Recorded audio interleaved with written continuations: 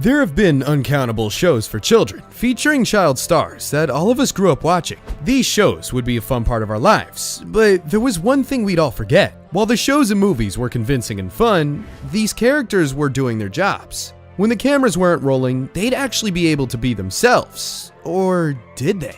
Well, a lot of child stars have come out and talked about all the crazy that came with the seemingly fun jobs. In this video, we're going to be talking about some of the weirdest things producers made your favorite child stars do.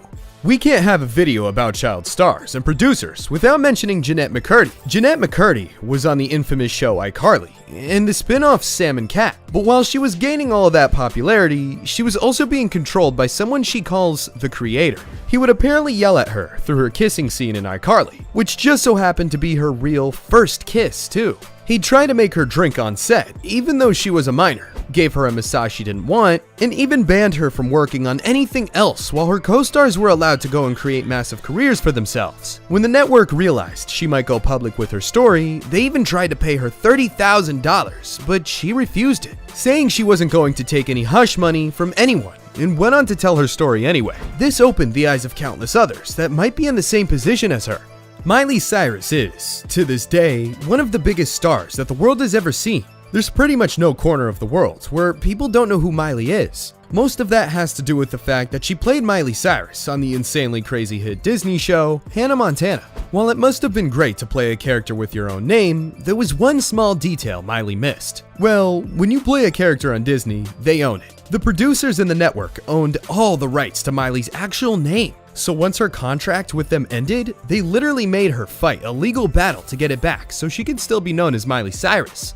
While we're on the topic of Hannah Montana, we have to address one more random but totally weird thing. Musso, better known as Oliver from the series, had one trait that didn't change through the seasons, even though his personality did: his hair. That bowl/emo haircut thing was a style that Oliver stayed very loyal to, even though the other characters had evolved in terms of looks. But turns out, this was something the producers forced him to do. That's because after the first season took off, Musso went and got his ears pierced, something that didn't do well with the squeaky clean Disney image. Now, he wouldn't agree to get rid of those piercings, so the producers told him that he could keep them, but would have to keep the super thick, sweepy bangs on his entire face and ears to keep the whole thing super hush-hush.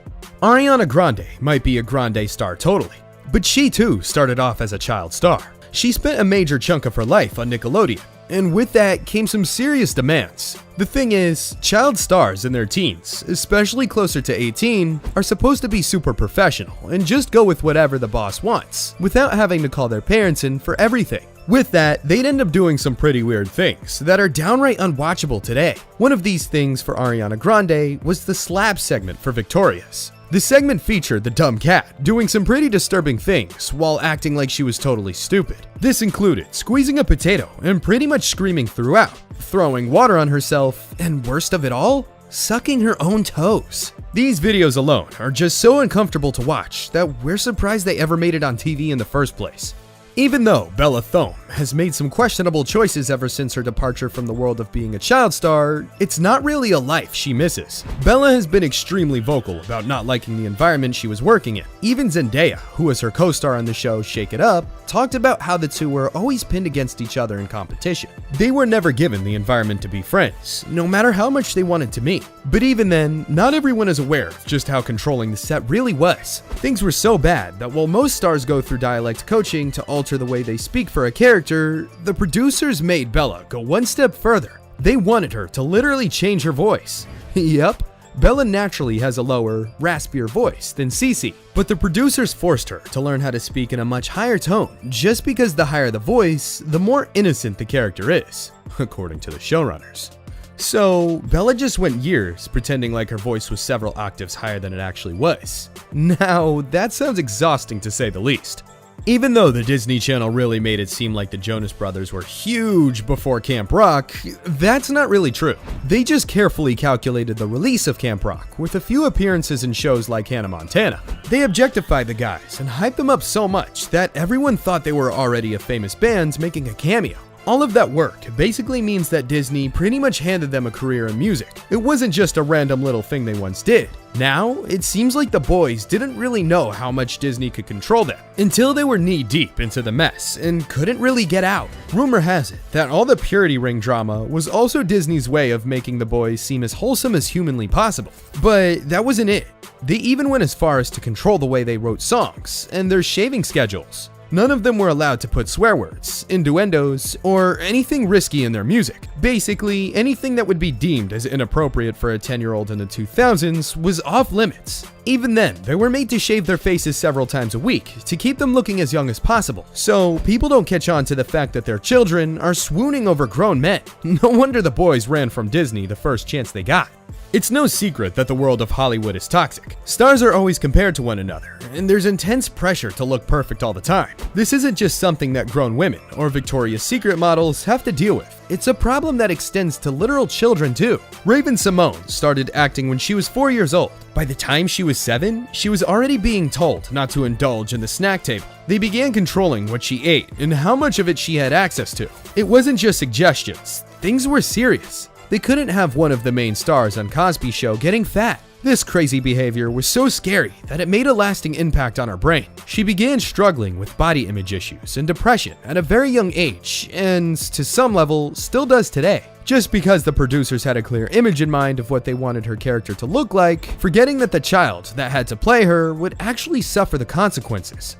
While Megan Fox has pretty much been known for being the epitome of female beauty, the love that has come her way hasn't always been the best kind. She was actually overly sexualized from a very young age, to the point that she had to do some pretty weird things to make her name in the industry. When Megan was 15 years old, she was an extra in The Boys 2, and they made her wear the tiniest bikini they can find, and threw a cowboy hat on her while also telling her to put 6-inch heels on. When the showrunners were reminded that she was still only 15 and they couldn't have her serve a drink, have one, or even a fake one in her hands, they came up with the perfect solution. They had her dance underneath a waterfall in the background instead. Megan even talked about it on the Jimmy Kimmel Show in 2009, but was shut down by the host and the audience, taking it as a joke when she was clearly serious, upset, and trying to shed light on how teenagers are sexualized in the industry. Since then, several other stars have come out to tell their stories, but she was among the first ones, and let's just say that stuff always stays with you, even as an adult.